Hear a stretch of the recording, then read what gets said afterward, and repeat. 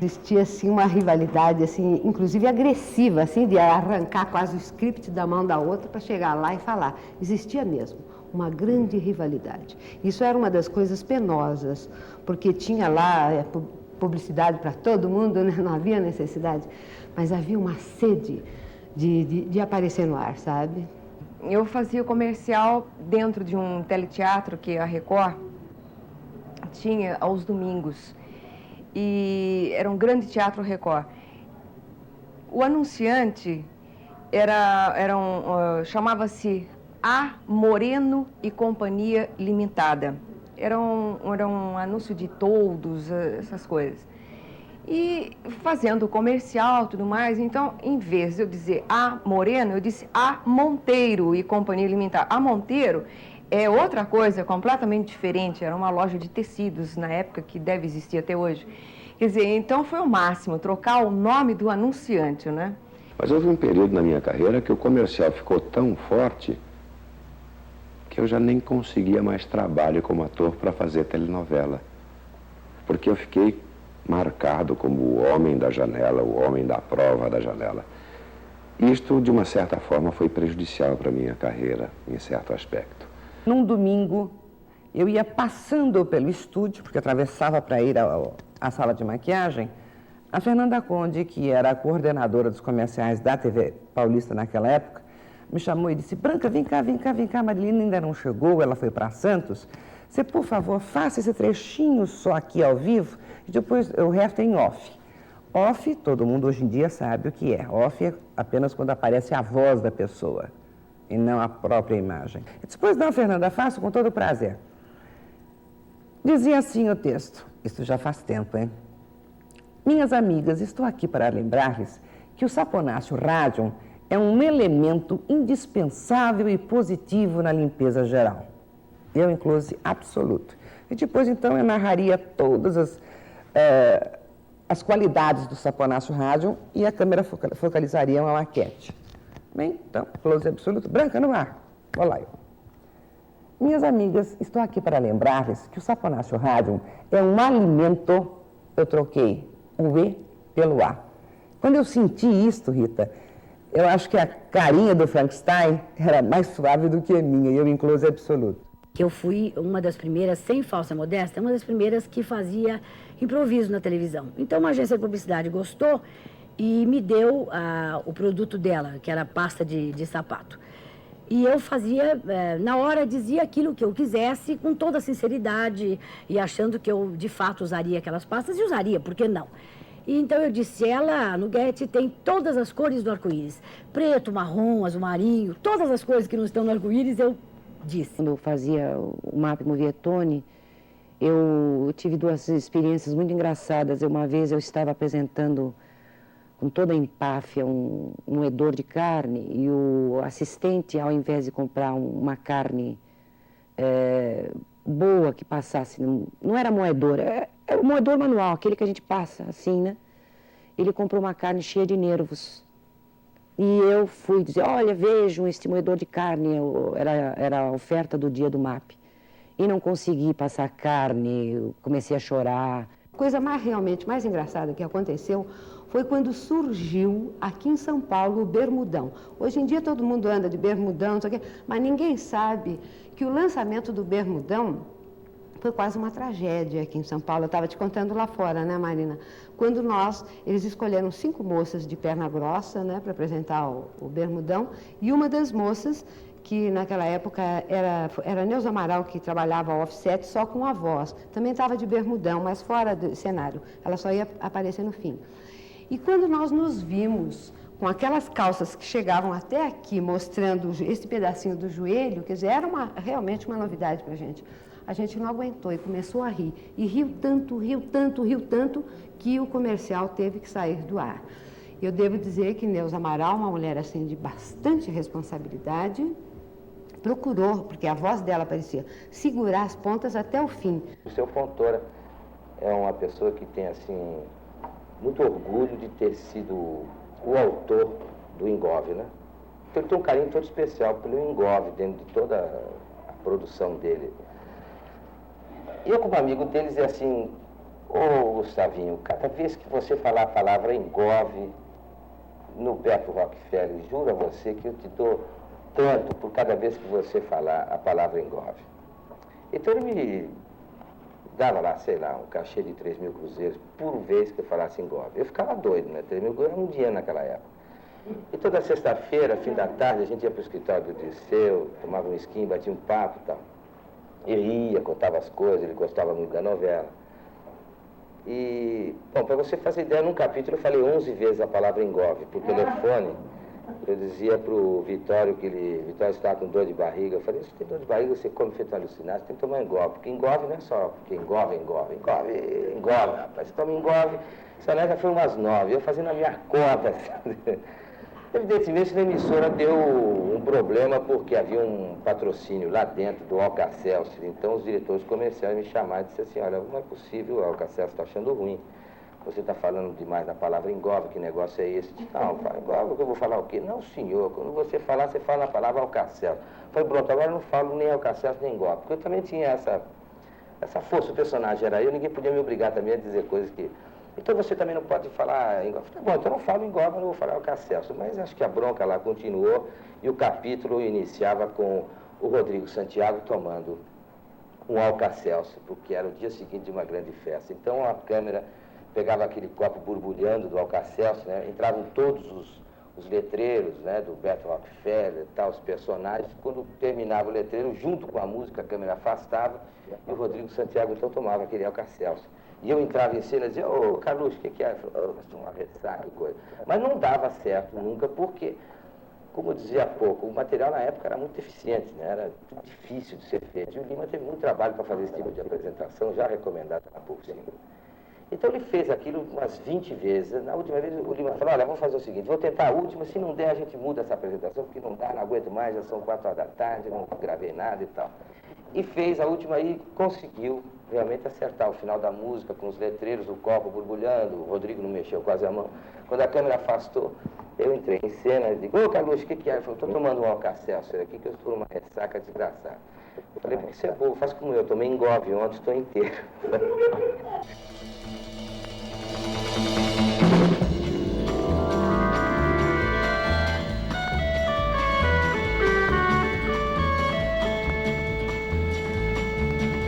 Estávamos de frente à Embaixada do Brasil em Washington, aguardando a chegada do presidente Kennedy, que iria almoçar com o presidente brasileiro. Jango o aguardava na porta principal da embaixada. Eu espero. Combinamos arriscar uma rápida entrevista com Clarton. Pegar uma declaração rápida sobre aquela visita, sobre a importância, a reação de Kennedy, como Kennedy estaria vendo, sentindo aquela visita do presidente João Goulart. O carro de Kennedy vinha em direção à embaixada, quando os dois loucos, repórteres Carlos Espera e Tico Tico, se atiraram. Presidente da República dos Estados Unidos da América do Norte. A guarda, os guardas marcianos, porque os guardas do presidente americano são uma espécie assim de marcianos altos, volumosos, corpulentos. Esses imediatamente saltaram do paralama do carro e foram em direção a nós dois para nos trucidarem. O presidente João Goulart, sentindo que íamos ser mortos, evidente, gritou: "It's my reporter, Taiko Taiko!" Do Adoniran Barbosa é um compositor paulista maravilhoso. E há muitos anos, na Record, é claro que eu não vou citar o nome, ele chegou e disse: olha, doutor, estou com um probleminha aí, todo mundo já recebeu aumento, está todo mundo mais ou menos acomodado, e o meu ninguém mexeu. Eu falei: mas como não mexeu? Não, 2 anos que ninguém mexe no meu salário. Mas como? Como é que isso vai acontecer? Tá, vou fazer uma coisa, eu vou estudar seu caso. Ele falou: tá bom, então você, hoje que dia é? Segunda, você volta quinta-feira. Tudo bem, ele foi embora, na quinta-feira voltou. Como é que ele, doutor? Ele falou: tudo bem, fique tranquilo que eu estou estudando o seu caso. Foi, passou, na outra segunda-feira ele voltou. como é que está, doutor? Ele falou, tá tudo bem. Eu estou estudando o seu caso, mas estou com um problema aí, Rio de Janeiro, aquele negócio, viajo para lá, mas você fique tranquilo que eu estou estudando.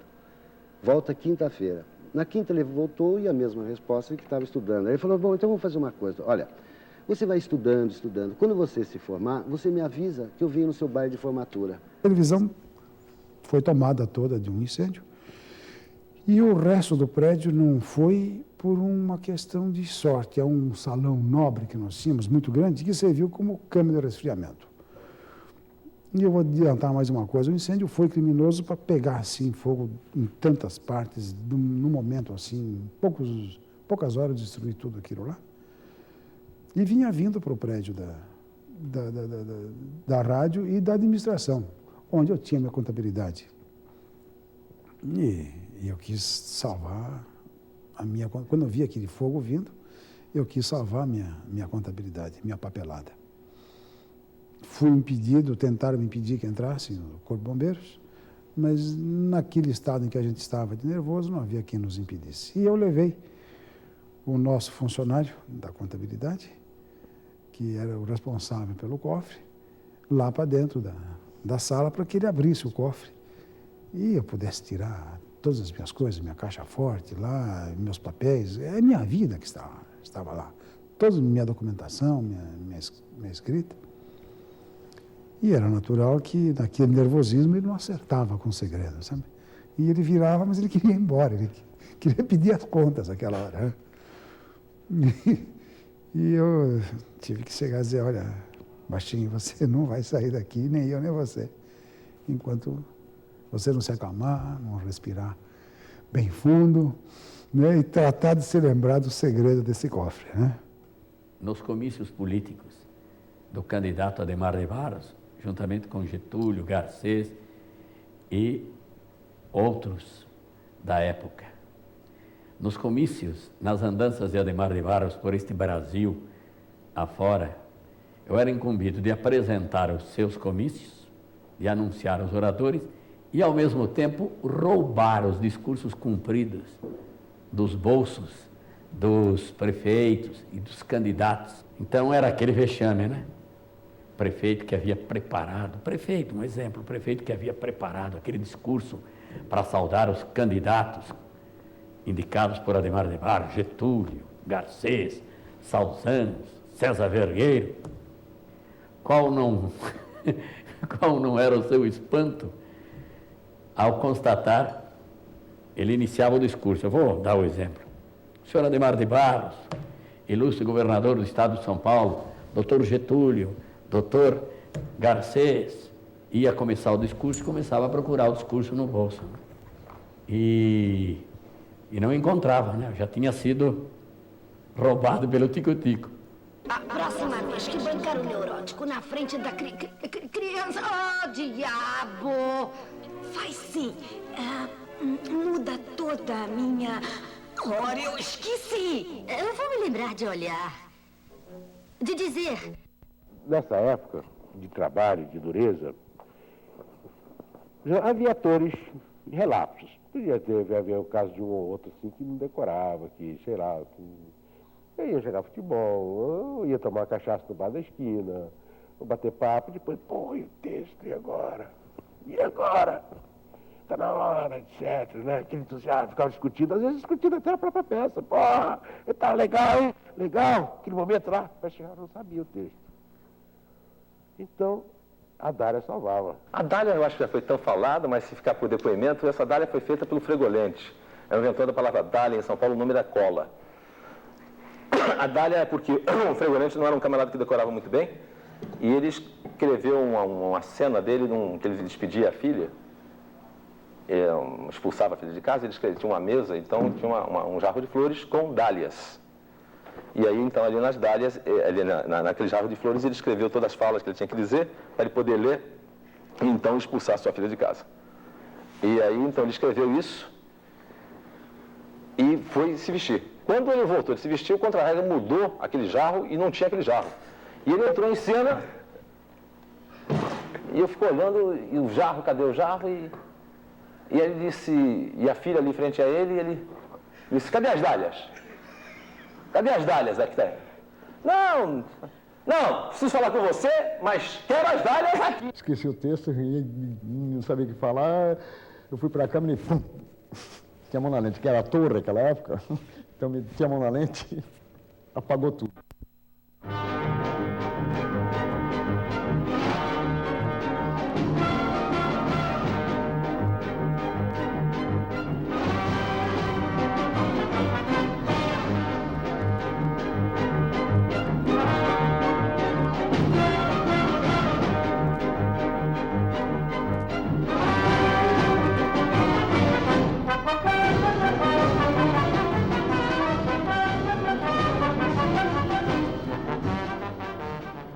A minha mãe assistia a novela de televisão fazendo tricô. Era uma coisa que eu não me conformava, né? Ela ficava tricotando lá assim. É que está tão necrosado, está. Eu sentia isso no Reginaldo da Galileia. Está tão necrosado o sistema que realmente você não precisa ver. Não precisava ver. Ela ficava ouvindo, né? E de repente entrava uma voz diferente lá. Já sabia quem era. Aí entrava uma música, ela blum, blum, blum, ela. Sabia que ia morrer alguém, sei lá, qualquer coisa assim, entende? Eu falei assim, puxa vida, eu vou aproveitar esse velho profeta e vou dar uma balançada na cabeça da minha mãe. Então, ele falou assim, um velho profeta. Eu fui lá na maquiagem e falei assim, providencia uma barba. Velho profeta.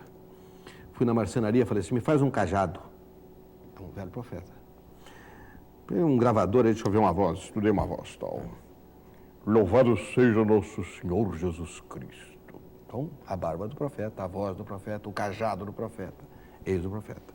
Quando eu entrei lá, eu disse, louvado seja nosso Senhor Jesus Cristo. Minha mãe, um velho profeta, hein? Que maravilha de profeta, hein? E voltou para o tricôzinho dela. Então eu fazia assim, louvado seja nosso Senhor Jesus Cristo. Mas essa estrada está tão cansada, os meus pés estão doendo tanto, me traga um pouco de leite de cabra. A minha mãe voltou para o tricô e falou, que é isso? Sabe como é? Você introduziu um ruído monstruoso no sistema dela, que rompeu, e provoca, é evidente, uma reação em cadeia, né? E daquilo, aí ela começou assim, mas que diabo? E não pôde mais tirar os olhos daquele profeta. Eu cheguei em casa e falei, mãe, que tal? Você está fazendo o profeta, né? Falei, você não gostou? É meio louco ele. Eu falei, não, mãe, é um profeta. Mas você dá uns gritos. E aquela risada não é do profeta, meu filho. Sabe como é? Pensei num velho, um velhinho que dormia, falava e dormia, que era o meu avô. O vovô estava esclerosado e dormia. E a gente continuava conversando, aí ele acordava e ele estava 5 papos atrás. Então ficava engraçado, era gozar. Então eu escrevi, fiz o Bartolomeu Guimarães e o Golias ligou para mim quando recebeu o texto. Falei, que negócio é esse? Que velho é esse? Peguei e expliquei tudo isso a ele. Disse, Golias, para você ter uma ideia, é o vovô Ilídio. Tá legal. No dia do programa não havia videotape. Então, no intervalo comercial, eu corri para botar o smoke, o Golias foi se vestir. E no ensaio, o Golias disse, Roberto, eu ainda não estou bem certo do que eu vou fazer. Então eu vou vamos ensaiar com minha voz natural. E depois, na hora, tá tudo bem, vamos lá. Bom, fui botar meu smoke na hora do programa e tal, último quadro. Quando eu vejo o Golias sair de trás do cenário, onde ele mudava de roupa, com aquela maquiagem velhinha, aquela barbiguada na chuvinha, né?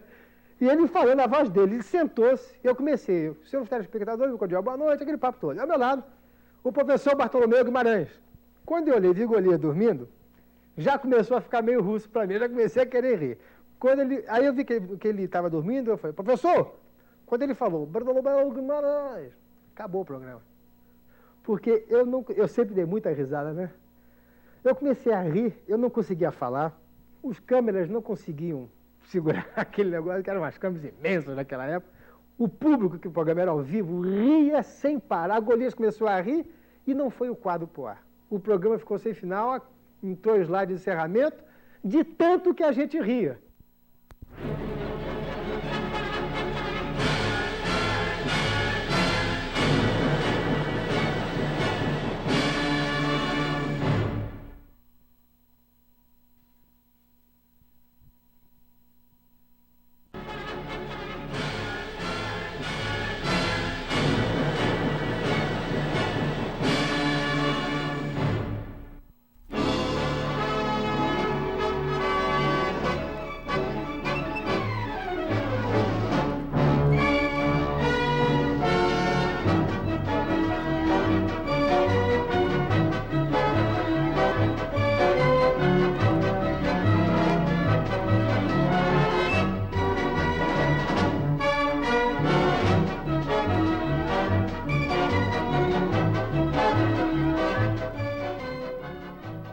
estava com o Rui Porto transmitindo em Montevidéu uma partida entre o Santos e o Peñarol.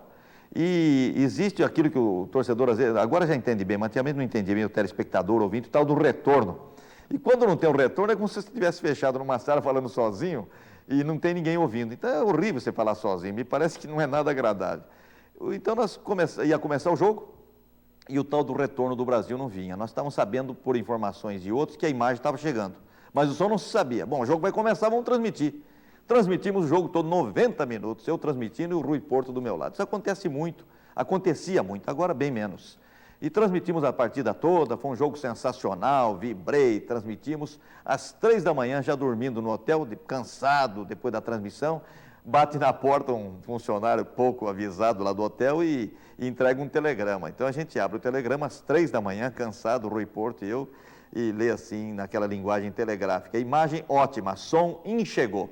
Quer dizer, o som não chegou, perdemos o nosso trabalho todo. Depois ficou esclarecido que a nossa transmissão foi para o Peru e chegou aqui no Brasil uma transmissão do peruano. Trocaram os sons. E o Rui Porto disse, deve ser muito gozado lá no Peru, aquelas llamas lá com fonezinho ouvido, nós dois.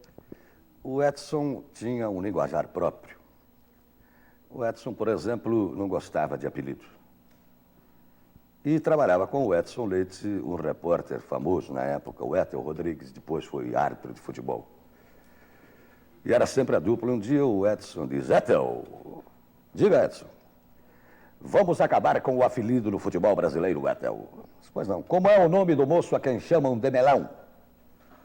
É o Wilson Sório. Como? Wilson Sório.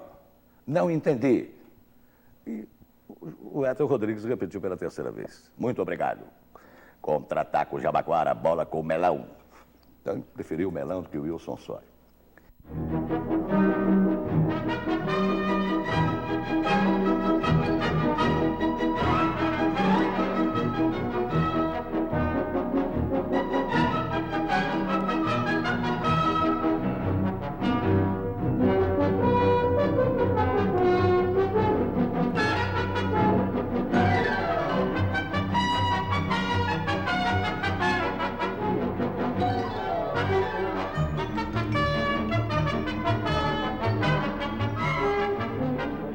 Contador de história, o Dionísio de Azevedo, ele tinha que morrer e tinha um jacaré, puseram um jacaré perto dele e de noite tiraram a mordaça do jacaré. E o Dionísio ia morrer, de repente ele viu o jacaré estava com a bocarra aberta e foi a primeira vez que eu vi alguém morrer de pé, encostado na parede com medo e de olho arregalado, porque o Dionísio estava com medo que o jacaré fosse em cima dele. O Dionísio, no final do programa, ele tinha um infarto. Ele estava deitado na cama, tinha um infarto e morria. E embaixo da cama havia um jacaré, que tinha alguma coisa a ver com a história que eu não consigo me lembrar por quê. E ele terminava morto na cama com a cabeça, né, para fora da cama, e a câmera descia em pan dele até o jacaré. Estava com a cabeça para fora da cama também. No ensaio trouxeram o jacaré, a pessoa que trouxe, um jacaré de 1,5 metro, trouxe amarrada numa corda. Ele já ficou um pouquinho assustado com aquele jacaré, disse, mas ele não é bravo? O cara disse, não é bravo não, quer ver? Pegou um script, sacudiu na frente do jacaré, o jacaré comeu o script. Bom, para contar a história, o Dionísio morreu em pé, na cama, encostado na parede e com o olho aberto. Com medo do jacaré subir e pegar ele. Quando então nós fizemos um teleteatro, que aconteceu um incidente, nós fizemos Por Quem os Sinos Dobram, do Hemingway, e no final do espetáculo, então, o personagem principal, que era o Francisco Negrão, se sacrifica e fica lutando lá contra os outros e salva a vida da Maria e dos outros que vão embora e ele consegue salvar e ele morre. Agora, quando ele morre, o espetáculo sempre feito ao vivo, não tinha filme, não tinha videotape, não tinha nada, os comerciais também eram feitos ao vivo com o garoto da propaganda, e ele morre e termina o espetáculo, ele se sacrificou para salvar todos os outros companheiros.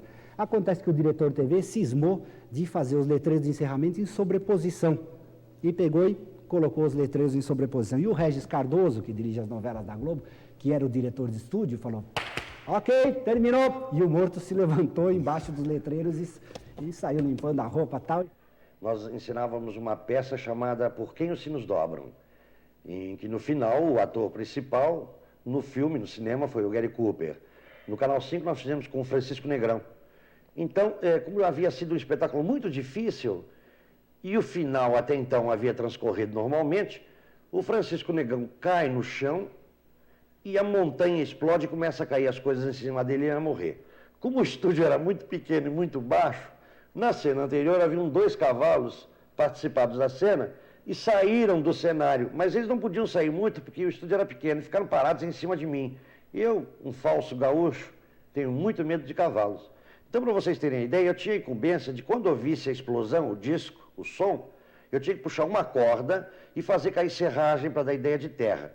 E eu estava com o script na mão, com o papel na mão e segurando a corda. De repente, aqueles 2 cavalos encostam em mim, de marcha ré, eles vieram de costas em cima de mim, me impressionaram contra uma parede. Então, eu com o script na mão, o que eu fiz? Eu peguei o script, mordi e com essa mão fiquei empurrando os cavalos. Fiz a explosão. Quando a câmera começou a afastar, que era o final da peça, a câmera foi afastando, afastando, mas o estúdio era pequeno. Para ela afastar, ela ia entrar num outro cenário.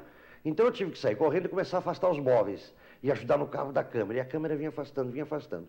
E eu não sabia bem o que dizer para o Francisco Negrão, porque estava morto.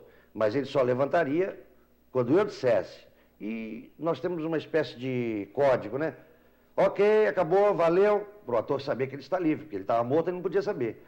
Acontece que eu estava tão entusiasmado, e a câmera afastando, e aquele negócio difícil, empurra a móvel daqui, e eu comecei, boa Negrão, boa Negrão, boa Negrão. E ele levantou e começou a se limpar. Como é que é? Estava bom? Estava no ar. Então o morto ressuscitou.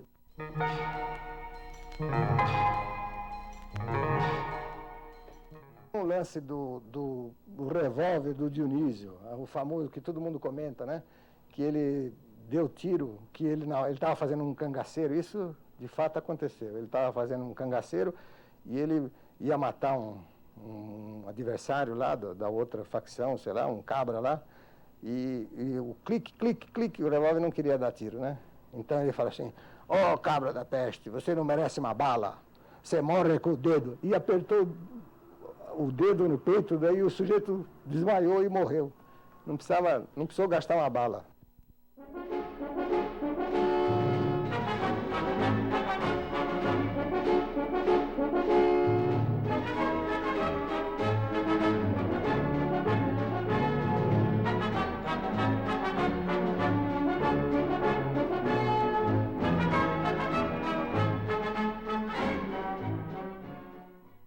Eu fazia o Falcão Negro no Canal 4, no Canal 4 e o Aires fazia o Capitão 7 na TV Record.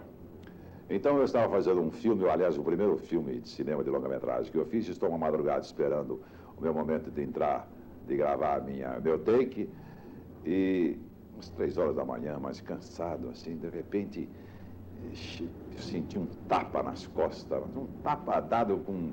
Não com a violência maldosa, mas com uma pessoa que quer mostrar que é vigorosa, sabe? Aquele cara que te fala como vai e quebra os ossos da tua mão. Pô, mas eu me revoltei, virei assim para... Olhei, por sinal era uma pessoa que eu não conhecia, e ele virou para mim e disse assim, finalmente nós nos encontramos. Eu falei, quem será este cara? Assim, eu sou o Capitão 7. Eu achei que ele estava acreditando realmente que naquele momento... Estava se encontrando o Capitão 7 e o Falcão Negro. Teve uma vez que quando eu entrei para fazer, que eu fiz o Falcão Negro contra César Borgia. O César Borgia era o Paulo Goulart e a Lucrécia era a Rosa Maria Murtinho. E eu fazia o segundo marido da Lucrécia, que eu entrei porque sabia que esse morria envenenado pela Lucrécia. Eu digo, então eu vou fazer, porque senão eu falto mesmo. Porque então a única opção que você tinha com esse contrato leonino era você faltar e mandar atestado médico. Então o cara te escalava, você não vai. E como não era gravado, era ao vivo, não entrou, tem que te escalar outro. Eu cheguei até naquela época a bater com o meu carro para não ir. Um dia eu peguei meu carro, botei assim na coisa e faltei um programa, tipo, olha a sua. Bom, então, eu me lembro que eu entrei aí, tinha uma hora que eu ia pela mata com o Falcão Negro. A mata era uma tapadeirinha com uns pau, uns galhos velhos, que a gente ficava dando volta assim, andando pela mata, tchac. Quando estava lá escrito, eu digo, meu Deus do céu, quando de repente apareciam os bandidos me cercando, querendo levar o príncipe. Mas aí eu e Falcão Negro, Gilberto Martins, puxávamos aquela espada e o Gilberto dizia, a eles. E aí havia uma briga que eles marcaram, a briga, em cima, 2, tal, sai embaixo, sai pela esquerda, tal, em cima outra vez. Mas eu digo, esses caras não vão. E era uma turma da Alfredo Murphy, sabe, um pessoal pesado, Carlos Copa, era um pessoal tudo macho, muito macho. E eu digo, não sou esses homens todos, né? Aí, rapaz, de repente, na hora, ao vivo, lá venho eu puxei a espada, Gilberto puxou, os bandidos cercaram, e eu disse, e eu acabava ferido nesta porcaria desta briga, eu tinha que acabar no chão, fui ferido e tal. Quando começou o pau, eu me mandei ficar ao lado da câmera, portanto, um lugar que jamais me pegaria e ninguém podia me pegar, e fiquei batendo com a espada no boom, plinkt, dizendo, fulano, cuidado, só fazendo áudio, mas ninguém me achava em cena, os câmeras me catavam feito um doido. Gilberto Martinho, que também era bem macho, gostava de brigar e mostrar, porque eles acreditavam que era o Falcão Negro, o Gilberto acreditava que era o Falcão Negro. Gilberto aqui no Rio e o Zé Paris em São Paulo, ele acreditava que ele era o Falcão Negro, ele era o Falcão Negro, ele era o Falcão Negro. E aí, plec, eu fora, e o Gilberto tomou tanto pau, mas aí os bandidos no final fugiram, aí quando acabou a briga, eu peguei, entrei devagarzinho pelo meu canto, fui caindo na minha marca, dizendo ui, fui ferido. Foi que me salvei. Mas voltando à história inicial, foi que na briga, essa briga final, o Gilberto Martinho errou a marca. Nick errou a marca, que era a última vez que ele ia ir matava o Jesse e acabava a história, porque está vencido esse bandido. Ele errou a marca, tinha uma briga que ele ligava assim, e tinha que sair para aqui, porque o Jesse Valadão agarrava um banco desses de cozinha e dava-lhe por aqui. Portanto, o banco tinha que passar por um lado e ele saía pelo outro. Mas nesta hora, ao vivo, o Jesse foi com o banco e o Gilberto veio contra o banco. E foi aquela paulada no que o Gilberto rodou, caiu no chão com a máscara, aquela primeira vez do Falcão Negro, sabe que a máscara ficou estroncha, assim, saiu. E acabou o capítulo, porque o Gilberto ficou lá no chão. Acabou o capítulo. Então, não teve outra coisa, a não ser encerrar o capítulo, tem que escrever um outro capítulo, porque o Falcão Negro foi preso e morto ali. Houve vários telefonemas para a TV Tupi, disse, puxa vida, como sairá o Falcão Negro? Porque ele estava muito ruim, foi o pior capítulo que o coitado do Falcão Negro acabou.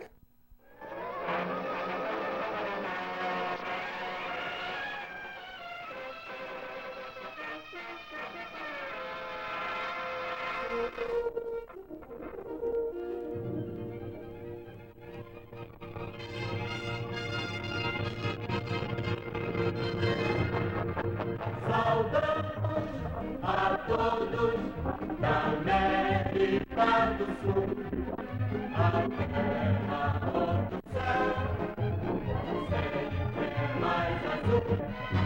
Saudamos a todos, amigos de coração, e lá deixamos de quem lembramos ao cantar esta canção.